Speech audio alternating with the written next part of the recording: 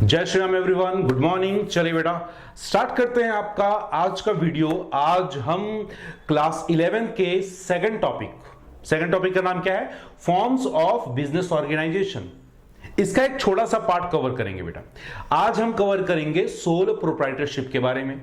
Clear? Sole proprietorship जब हम cover करेंगे तो इसके साथ और कौन कौन से छोटे टॉपिक इन्वॉल्व हो जाएंगे जरा चेक करते हैं। एक तो आ जाएगा फीचर, मेरिट, डीमेरिट और सुटेबिलिटी, और साथ ही साथ हम ये भी देखेंगे कि सोलो प्रोप्राइटर को बिजनेस आगे बढ़ाने के लिए और क्या करना चाहिए, मतलब एक्सपेंशन के लिए क्या काम करना चाहिए। तो ये आज की वीडियो का हमारा कंटेंट होने वाला है, बरोबर। चलिए जी थोड़ा ना पीछे चलते हैं, थोड़ा बैकग्राउंड ले लेते हैं। सबसे पहले मैंने लास्ट टॉपिक में आपको क्या समझाया था? एक्टिविटी, दो कैटेगरी, इकोनॉमिक और non economic. Non economic ignore कर दो, बचा कौन सा? Economic activity. इकोनॉमिक एक्टिविटी में तीन बातें बोली थी। एम्प्लॉयमेंट, अगला क्या था? जल्दी बोलो। अगला क्या था? प्रोफेशन था। प्रोफेशन के बाद और अगला क्या था? बिजनेस था। क्लियर? तो एम्प्लॉयमेंट और प्रोफेशन की हमको ज्यादा बातें नहीं करनी है। सिलेबस का नाम क्या है? Business studies. तो मेनली बातें होंगी बिजनेस की। अब मैं क्या करूंगा, पूरे इंडिया में जो बिजनेस किया जाता है, पूरे इंडिया में जो बिजनेस किया जाता है उसको तीन पार्ट में, तीन सेक्टर में डिवाइड कर दूंगा। सबसे पहले सेक्टर का नाम रखेंगे प्राइवेट सेक्टर, दूसरा सेक्टर आ जाएगा आपका पब्लिक सेक्टर, और तीसरा सेक्टर होगा मेरे बच्चे जॉइंट सेक्टर। सबसे पहला सेक्टर उठा लें, समझते हैं। चलिए एंटर करते हैं आपके सिलेबस पे, आपके चैप्टर पे। सबसे पहला sector private sector. Private sector का मतलब क्या होता है, ध्यान से समझेंगे। तीन बातें बोलूंगा। एक तो बोलूंगा कंट्रोल, मैनेज और ओनर। कंट्रोल, मैनेज और ओन। कोई भी ऐसा बिजनेस, कोई भी ऐसा ऑर्गेनाइजेशन, कोई भी ऐसी एंटिटी जिसको कंट्रोल, मैनेज, ओन प्राइवेट लोग, प्राइवेट इंडिविजुअल करते हैं, तो ऐसे सेक्टर, ऐसे बिजनेस एंटिटी को प्राइवेट सेक्टर में हम फॉलो कराएंगे। Getting a point? अब आ जाते हैं पब्लिक सेक्टर। पब्लिक सेक्टर में वो बिजनेस, वो एंटिटीज आते हैं जिसको कंट्रोल, मैनेज, ओन करने का काम किसका होता है? गवर्नमेंट का होता है। और गवर्नमेंट में हम दोनों गवर्नमेंट लेंगे बेटा, स्टेट गवर्नमेंट और सेंट्रल गवर्नमेंट। बात समझ में आ रही है? या फिर इन दोनों का कॉम्बिनेशन भी हो सकता है। तो ऐसे एंटिटी, ऐसे एंटरप्राइज को हम बोलेंगे क्या? Public sector. क्लियर? एक और सेक्टर बनाया गया जो दोनों को मिला के बनाया गया। कुछ ऑर्गेनाइजेशन, कुछ बिजनेस ऐसे दिखे जहां पे गवर्नमेंट को लगा, और गवर्नमेंट को यह लगा कि यहां पे प्राइवेट सेक्टर को इन्वॉल्व किए बिना हमारा काम नहीं बन सकता। तो गवर्नमेंट ने क्या किया? प्राइवेट सेक्टर के साथ हाथ मिला लिया और बोले कि चलो मिलके काम करते हैं। तो ऐसे एंटिटी, ऐसे एंटरप्राइज जहां पे कंट्रोल, मैनेज और ओन दोनों सेक्टर करते हैं, पब्लिक सेक्टर और प्राइवेट सेक्टर, ऐसे एंटिटीज को, ऐसे एंटरप्राइज को हम जॉइंट सेक्टर एंटरप्राइज बोलते हैं, बरोबर।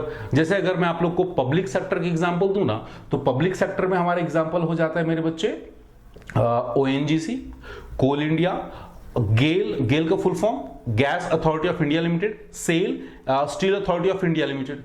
और वहीं अगर हम बात करें जॉइंट सेक्टर की, तो जॉइंट सेक्टर में हमारा आ जाता है Maruti Udyog, Cochin Refineries, Gujarat State Fertilizers. ये कुछ ऐसी एंटिटीज हैं जहां पे पब्लिक एंड प्राइवेट सेक्टर दोनों मिलकर काम करती है, बरोबर।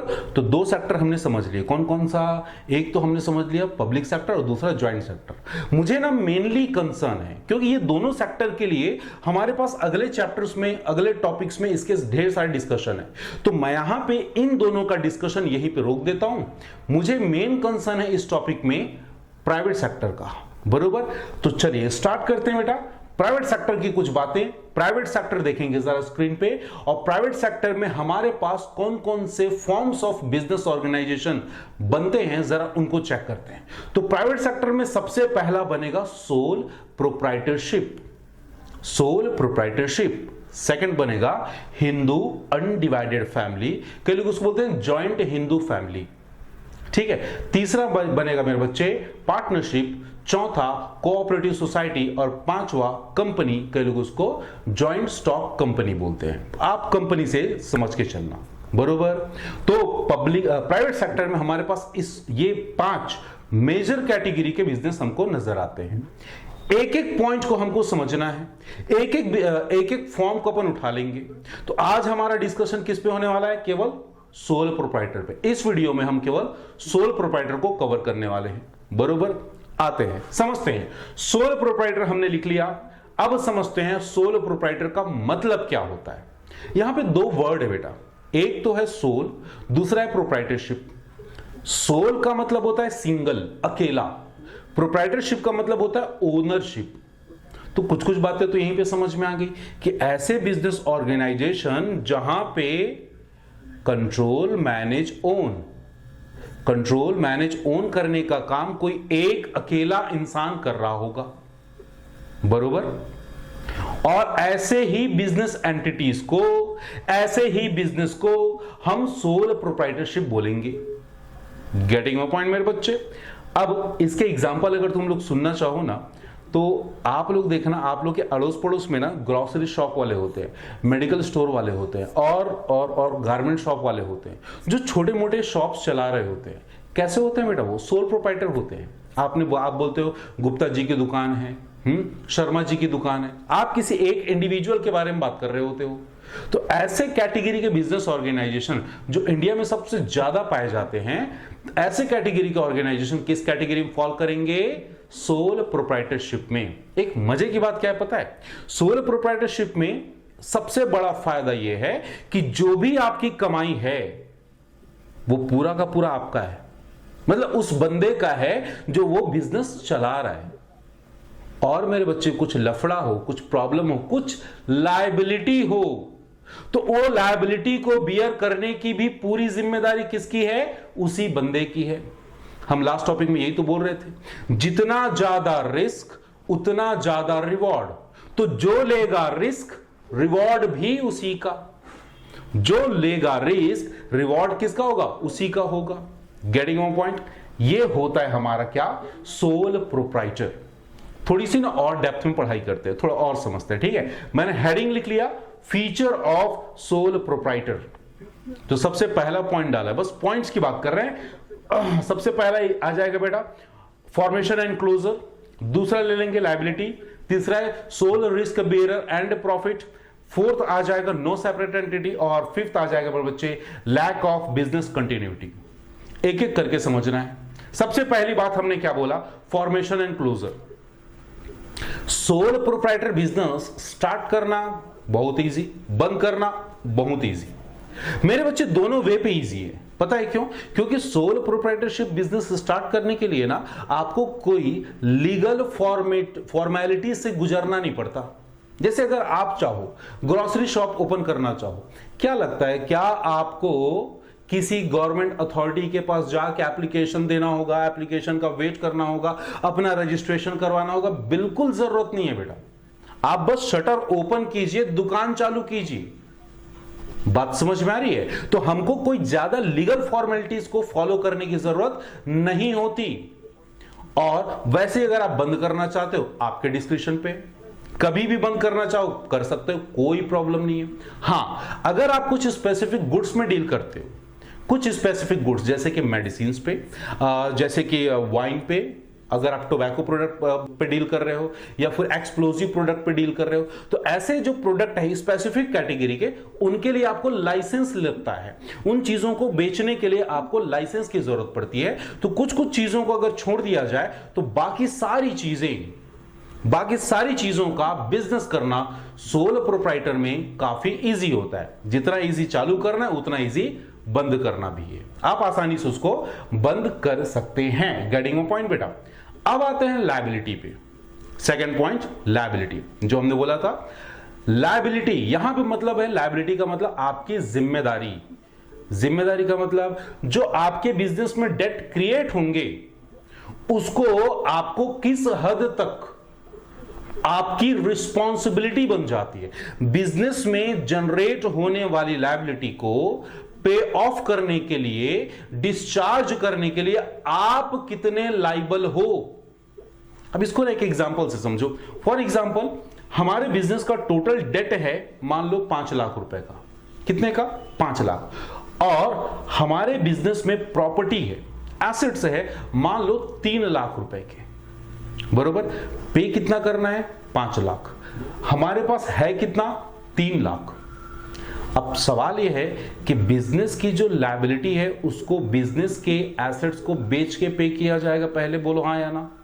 अरे हाँ या ना।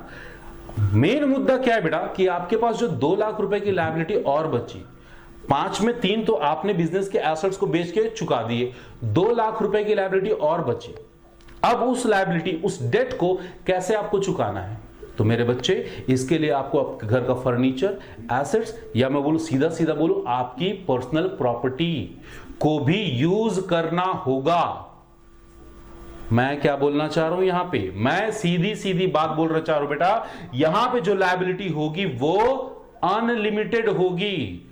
अनलिमिटेड लायबिलिटी का मतलब क्या हुआ कि जहां पे लोगों को, जहां पे आपको डेट को डिस्चार्ज करने के लिए बिजनेस के एसेट्स यूज करने हैं, साथ ही साथ अगर वो बिजनेस का एसेट्स पूरा नहीं हुआ, कवर नहीं कर पाया, तो आपके पर्सनल एसेट्स पे भी हमला हो सकता है। मतलब आपको अपने पर्सनल एसेट से उस लायबिलिटी को डिस्चार्ज करना पड़ सकता है। और इस सिचुएशन, जहां पे ऐसे सिस्टम होते हैं जहां पे लायबिलिटी को पे ऑफ करने के लिए ऐसे क्लॉज होंगे, इसको मैं बोलूंगा अनलिमिटेड लायबिलिटी। और ये हमारे सोल प्रोप्राइटर का सबसे बड़ा प्रॉब्लम, सबसे बड़ा फीचर है कि हमारे सोल प्रोप्राइटर भाई साहब के पास अनलिमिटेड लायबिलिटी होती है। भाग नहीं सकता वो, अपनी पर्सनल प्रॉपर्टी, पर्सनल एसेट्स को यूज करके उसको पे ऑफ करना है। Getting my point? Third point पे आएंगे मेरे बच्चे। थर्ड पॉइंट हमने क्या लिया था? थर्ड पॉइंट लिया था sole risk bearer and profit. अरे बाबा, लास्ट क्लास में यही तो बात कर रहे थे ना।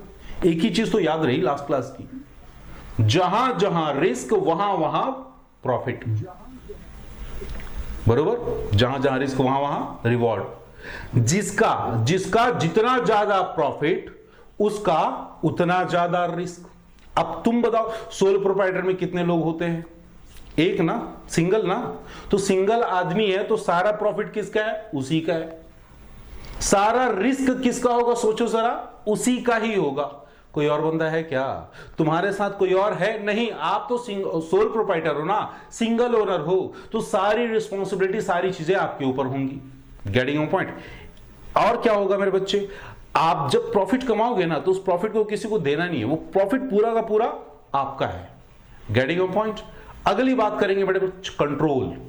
कंट्रोल सोचो जरा, आप किसी बिजनेस के अकेले मालिक हो, पूरा कंट्रोल किसके हाथ में होगा?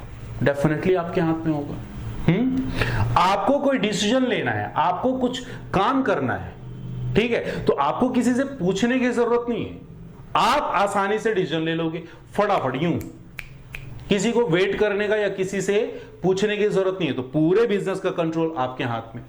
किसी दिन बिजनेस में या फिर शॉप ओपन करने का मन नहीं किया, आपने छुट्टी ले ली, कोई है आपको बोलने वाला? बिल्कुल नहीं। आपको किसी से पूछने की जरूरत है क्या कि सर मैं आज छुट्टी ले लूं क्या? जरूरत नहीं है बेटा, तुम्हारी मर्जी है। शटर डाउन करो, घर जाओ, आराम करो। Getting my point? तो पूरा कंट्रोल किसके हाथ में होगा? सोल प्रोप्राइटर के हाथ में होगा। अगला बेटा, नो सेपरेट एंटिटी। नॉर्मली ना बेटा, जब हम अकाउंटिंग की बात करते हैं तो अकाउंटिंग में हम बिजनेस को और उसके ओनर को, दोनों को अलग अलग करके बात करते हैं कि हम बोलते हैं कि बिजनेस अलग है और ओनर अलग है। लेकिन in case of sole proprietors, in the eyes of law, दोनों को एक माना गया है। मतलब आपका बिजनेस, दोनों एक हो, आप ही आपका बिजनेस हो। Getting point? तो in the eyes of law, sole proprietor के केस में दोनों को एक मान लिया जाएगा। नेक्स्ट पॉइंट की बात करेंगे बच्चे, lack of business continuity. Lack of business continuity कैसे? एक बात बताओ, सोल प्रोप्राइटर में कितने ओनर होंगे? एक होगा। क्या उस ओनर का कभी तबीयत खराब हो सकता है? बिल्कुल हो सकता है बेटा, भगवान थोड़ी ना है, वो इंसान है। इंसान ही तो बिजनेस करेगा, तबीयत खराब हो सकता है। क्या वो पागल हो सकता है? बिल्कुल हो सकता है। क्या उसकी मृत्यु हो सकती है? डेथ हो सकता है? हो सकता है। क्या ल्यूनेसी हो सकती है? क्या वो इंसॉल्वेंट हो सकता है? तो कुछ ऐसे कंडीशंस सोल प्रोप्राइटरशिप में जनरेट हो जाएंगे जिसकी वजह से बिजनेस डिसकंटिन्यू होने के चांसेस हो जाएंगे। तो ये सारे वो रीजन हैं जिसकी वजह से आपके बिजनेस में इफेक्ट पड़ेगा, आपका बिजनेस डिसकंटिन्यू हो सकता है। Getting point? तुम लोग सोचो, ये फीचर जो हम अभी बात कर रहे हैं, ये सोल प्रोप्राइटरशिप में अच्छा बात है या बुरा बात है बेटा? बुरा बात है ना? बोलो हाँ या ना। कि किसी सोल प्रोप्राइटर की तबीयत खराब हो गई, उसका बिजनेस डिसकंटिन्यू, डेथ हो गई डिसकंटिन्यू, उसको इंप्रिजनमेंट हो गया, जेल हो गया, सजा मिली, बिजनेस कैसा हो जाएगा? डिसकंटिन्यू हो जाएगा। क्या मेरी बात समझ में आ रही है? 5 बातें की हमने यहां पे 5 बातें। सबसे पहले हमने बोला क्या मेरे बच्चे? सबसे पहला हमने इसमें बात किया फॉर्मेशन क्लोजर कैसा होगा? इजी होगा। दूसरा, लायबिलिटी कैसे होगी? अनलिमिटेड होगी। Sole risk bearer and profit, पूरा का पूरा रिस्क, पूरा का पूरा प्रॉफिट उसी को मिलेगा। अगला है कंट्रोल, और अगला हमने बोला लैक ऑफ बिजनेस कंटिन्यूटी। और बीच में हमने एक और बात बोली थी बेटा, क्या बोला था? नो सेपरेट लीगल एंटिटी, कोई अलग से एंटिटी नहीं होगा। तो यहां तक हमने समझा सोल प्रोप्राइटर और उसका फीचर। थोड़ी सी बातें आगे करते हैं बेटा। अगला पॉइंट हमको डिस्कस करना है यहां पे सुटेबिलिटी, मतलब कि ये जो सोल प्रोप्राइटर वाला बिजनेस है कौन कौन लोगों के लिए, किन किन सिचुएशन में सबसे बेस्ट बिजनेस ऑप्शन होगा। बरोबर? पॉइंट नंबर वन बोलता है अगर आप स्मॉल स्केल पे बिजनेस करना चाहते हो, छोटा सा ग्रोसरी शॉप ओपन करना चाहते हो, गारमेंट शॉप, मेडिकल स्टोर, कपड़े की दुकान, या फिर मैं बोलूं कोई सा भी आप स्नैक्स रेस्टोरेंट, इन सब के छोटे मोटे शॉप ओपन करना चाहते हो छोटे स्केल पे, तो आपके लिए बेस्ट है सोलो प्रोप्राइटरशिप, क्योंकि इसमें ना आपको किसी और से इंटरफेरेंस की जरूरत नहीं होगी, आप आसानी से कर सकते हो। दूसरा पॉइंट देखेंगे, जहां पे आपका मैनेजरियल स्किल और कैपिटल लिमिटेड होगा, ज्यादा पैसे नहीं है, मैनेजरियल स्किल कम है, आपको ज्यादा चीजों के बारे में नहीं पता, तो जिसके बारे में पता है उस चीज से रिलेटेड आप बिजनेस स्टार्ट कर लीजिए। आपको सारी चीजें कवर अप या फिर सारी चीजों को मैनेज करने की जरूरत नहीं पड़ेगी। नेक्स्ट पॉइंट देखेंगे, जहां पे ना पर्सनलाइज्ड सर्विस रिक्वायरमेंट होती है। पर्सनलाइज्ड सर्विस, इसका मतलब क्या होता है? जैसे कि ब्यूटी पार्लर, जैसे कि हेयर सलून, जैसे कि कोचिंग, ट्यूशन क्लासेस, यहां पे आपको कैसे सर्विसेज चाहिए? पर्सन टू पर्सन चाहिए। तो वहां पे आपका सबसे बेस्ट ऑप्शन होगा आपका सोल प्रोप्राइटरशिप, क्योंकि यहां पार्टनर रखने का कोई फायदा नहीं होगा। क्यों नहीं होगा? क्योंकि सामने वाला जो कस्टमर है ना, वो आपको पहचानता है, आपकी सर्विसेज चाहता है, आपके पार्टनर की नहीं चाहता। तो आप जब पर्सनलाइज्ड सर्विस प्रोवाइड करने का बिजनेस के बारे में सोचेंगे, तो सबसे बेस्ट ऑप्शन होगा सोल प्रोप्राइटर। जहां पे नेक्स्ट पॉइंट, जहां पे आर्टिस्टिक गुड्स प्रोडक्शन होते हैं, जैसे कि पेंटिंग का, मूर्तियां बनाने का, या मैं बोलूं ड्राइंग करने का, ऐसे जहां पे आर्टिस्टिक गुड्स के प्रोडक्शन की बात होती है, तो हम किसी ना किसी एक बंदे पे डिपेंडेंट हो जाते हैं। क्लियर? उस बंदे की पर्टिकुलरली हमको पेंटिंग चाहिए, या फिर उस बंदे का ही टैलेंट हमको प्रोडक्शन में चाहिए। तो अगर ऐसा सिचुएशन है तो आप जाएंगे कहां पे? सोल प्रोप्राइटरशिप में। Getting a point? आगे सुनो, अगला है जहां रिस्क ज्यादा एक्सटेंसिव ना हो। एक्सटेंसिव होने का मतलब जहां पर रिस्क ज्यादा ना हो। कुछ बिजनेस ऐसे होते हैं ना जिसमें रिस्क का इन्वॉल्वमेंट ज्यादा होता है, हाँ, और कुछ बिजनेस ऐसे होते हैं जिसमें रिस्क काफी कम होता है। जैसे कि सिंपल से ग्रोसरी शॉप ओपन कर लिया, कितना बर्बाद होगा? अगर कुछ लॉस होता भी है तो कितना हो जाएगा? काफी कम लेवल पे होगा। तो ऐसे शॉप, ऐसे बिजनेस जहां पे रिस्क ज्यादा नहीं है, एक्सटेंसिव नहीं है, वहां पे बेस्ट ऑप्शन बनेगा आपका क्या? Sole proprietorship. बरोबर? काफी सारी बातें हो गई बेटा सोल प्रोप्राइटरशिप के बारे में, बस 2 पॉइंट और डिस्कस करना है। पहला पॉइंट लूंगा मैं, एडवांटेज। फायदे क्या है? क्यों कोई आदमी सोल प्रोप्राइटरशिप बिजनेस में जाएगा? क्या फायदे मिलेंगे? सबसे पहला फायदा easy to form and closure. आसानी से चालू कर सकते हो, आसानी से बंद भी कर सकते हो। आपको किसी लाइसेंस लेने की जरूरत नहीं है, कहीं से परमिशन, कहीं पे रजिस्ट्रेशन, कोई लीगल फॉर्मेलिटी फॉलो करने की जरूरत नहीं है। सिंपल सा शटर ओपन करो, शटर उठाओ और अपना शॉप ओपन कर लो। तो आसानी से खोलना इजी है, बंद करना भी उतना ही इजी है। सेकंड पॉइंट पे चलेंगे बेटा, डायरेक्ट इंसेंटिव। मेरे बच्चे, जब आप सोल प्रोप्राइटर हो तो जो भी कमाई होगी, जो भी इनकम होगी, सीधी की सीधी तुम्हारे हाथ में जाने वाली। किसी और को, पार्टनर को नहीं देना, शेयर होल्डर को नहीं देना, किसी भी और पर्सन को देने की जरूरत नहीं है। जो भी प्रॉफिट आ रहा है वो सीधा तुम्हारी जेब में जाएगा। डायरेक्ट इंसेंटिव की बात कर रहे हैं हम।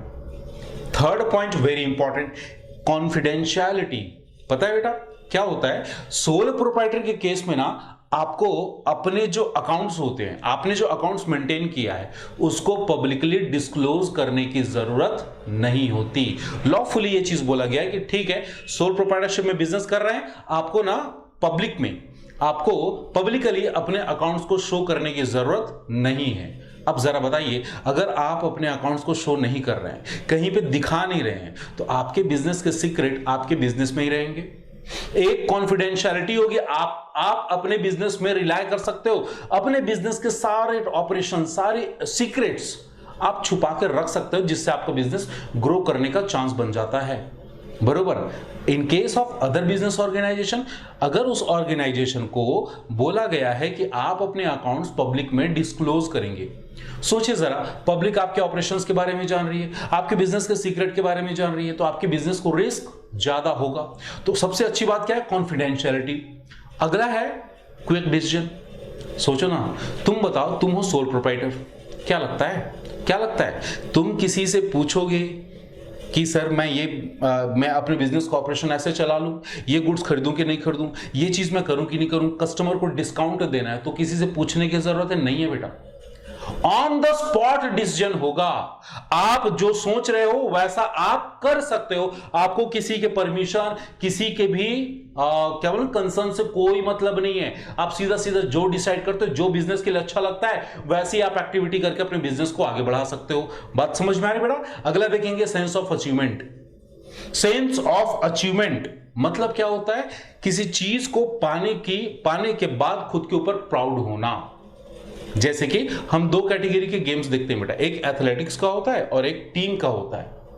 टीम में क्रिकेट हो गया, कबड्डी हो गया, खो खो हो गया, ये सारे गेम कैसे हैं, टीम के, वॉलीबॉल, फुटबॉल, ये टीम का गेम है। और मेरे बच्चे एथलेटिक्स में सिंगल पर्सन का, एक बंदा अकेले दौड़ेगा, अकेले हैमर थ्रो करेगा, अकेले वो डिस्कस थ्रो करेगा। मेरे बच्चे ज्यादा अच्छा सेंस ऑफ अचीवमेंट किस में आता है, एथलेटिक्स में। क्यों? क्योंकि वहां पे जीत और हार केवल एक आदमी पर डिपेंडेंट होता है, जबकि दूसरे गेम में क्या होता है, पूरी टीम के हिसाब से जीत और हार डिसाइड की जाती है। तो वहां पे हम किसी एक बंदे को पॉइंट आउट नहीं कर सकते कि आपकी वजह से जीत मिली है या आपकी वजह से हार मिली है। सोल प्रोप्राइटर में भी ऐसा ही होता है। आप अकेले बिजनेस कर रहे हो, तो अगर आपका बिजनेस सक्सेसफुल है, आपका बिजनेस आगे चल रहा है, तो जीत किसकी है, केवल आपकी है। उस जीत में, उस अचीवमेंट में किसी और का शेयरिंग नहीं है। तो यहां पे जब आपका बिजनेस सक्सेस होता है तो आपको खुद पे प्राउड होता है। इसी चीज को हम बोलते हैं सेंस ऑफ अचीवमेंट। तो ये हो गई कुछ अच्छी बातें। चलो जी, कुछ बुरी बातों को भी समझ लेते हैं। काफी कुछ तो आप लोग को पहले भी समझ में आ गया होगा कि सोल प्रोप्राइटर में कुछ बुरी बातें भी हैं। सबसे पहली बुरी बात बेटा, सबसे पहली बुरी बात, लिमिटेड कैपिटल। एक सिंगल आदमी कितना पैसा लगा लेगा, सोचो जरा आप। आपने अभी इनिशियली अपना बिजनेस स्टार्ट किया है, कितने पैसे लगा सकते हो, काफी कम लेवल पे, ज्यादा पैसे नहीं लगा सकते। इसका मतलब सोल प्रोप्राइटर का बिजनेस काफी बड़े स्केल पे अगर कोई ओपन करना चाहे, मुश्किल होगा। दैट इज वाई यहां पे जो स्मॉल कैपिटल है, ये लिमिटेड कैपिटल है, ये आपके लिए एक डिसएडवांटेज है। दूसरा, लिमिटेड लाइफ ऑफ बिजनेस। मैंने पहले क्या बोला था कि बिजनेस और ओनर दोनों कैसे हैं, एक ही हैं। इन द आइज ऑफ लॉ दोनों को एक माना गया है। अब अगर उस बंदे की तबीयत खराब हो जाए, डेथ हो जाए, इम्प्रिजन, कुछ भी प्रॉब्लम उस पर्सन के साथ होता है, तो बिजनेस भी ऑटोमेटिकली बंद हो जाएगा। इसका मतलब यह हुआ कि सोल प्रोप्राइटर में कोई भी बिजनेस किसी बंदे के सिचुएशन पे डिपेंड करेगा। बात समझ में आ रही है? बंदे का सिचुएशन खराब, बिजनेस इफेक्ट हो जाएगा, बिजनेस खराब हो जाएगा, बिजनेस बंद भी हो सकता है। क्लियर मेरी बात? नेक्स्ट पॉइंट देखेंगे बेटा, लिमिटेड मैनेजरियल एबिलिटी। उससे पहले एक पॉइंट और देख लेते हैं, अनलिमिटेड लायबिलिटी। और ये सबसे बड़ा डिसएडवांटेज है बेटा, सबसे बड़ा डिसएडवांटेज, अनलिमिटेड लायबिलिटी। मेरे बच्चे, आप अकेले बिजनेस कर रहे हो, जो भी लायबिलिटी क्रिएट होगा केवल और केवल आपका होगा। और कई बार ऐसा होता है कि जो सोल प्रोप्राइटर है वो बिजनेस में कुछ ट्रांजैक्शन ऐसे कर लेता है जिसकी वजह से काफी बड़े बड़े रिस्क, काफी बड़ी बड़ी लायबिलिटी जनरेट हो जाती है और अकेले उसकी भरपाई नहीं कर पाता, क्योंकि आपके पास लिमिटेड मैनेजरियल स्किल है, आपके पास लिमिटेड कैपिटल है, इस वजह से आप उस लायबिलिटी को डिस्चार्ज नहीं कर पाते। Getting point. लास्ट पॉइंट देखेंगे, लिमिटेड मैनेजरियल स्किल, बरोबर। जैसे कि मैं एक टीचर हूं और मैं क्या पढ़ाता हूं बेटा, कॉमर्स के सब्जेक्ट्स पढ़ाता हूं। एक बच्चा आता है, बोलता है कि सर मुझे ना बायो की क्लासेस चाहिए, बायो पढ़ना है उसको। एक बच्चा बोलता है मैथमेटिक्स, एक बोलता है केमिस्ट्री। सोचिए जरा, क्या मैं अकेले उन लोगों को कॉमर्स भी पढ़ा दूं, बायो भी पढ़ा दूं, केमिस्ट्री, मैथ, सारी चीजें कवर कर सकता हूं क्या? बिल्कुल नहीं। मतलब मेरी एबिलिटी, मेरा स्किल भी एक पर्टिकुलर स्ट्रीम तक लिमिटेड है। वैसे ही सिंगल प्रोप्राइटर, सोलो प्रोप्राइटर का जो स्किल होगा, जो मैनेजरल स्किल होगा, एक पर्टिकुलर, एक सिंगल स्ट्रीम तक लिमिटेड होगा। वो सारी चीजों को अकेले मैनेज नहीं कर पाएगा। तो ये हमारा लिमिटेड बन जाता है, लिमिटेशन बन जाता है सोल प्रोप्राइटर का। Getting point. यहां तक हमने सोल प्रोप्राइटर के ढेर सारी चीजों को डिस्कस किया है। बस हमारा वीडियो का फर्स्ट पार्ट यहां पे कंप्लीट होता है बेटा। मिलेंगे आपसे अगले पार्ट में। Till then keep smiling, keep studying.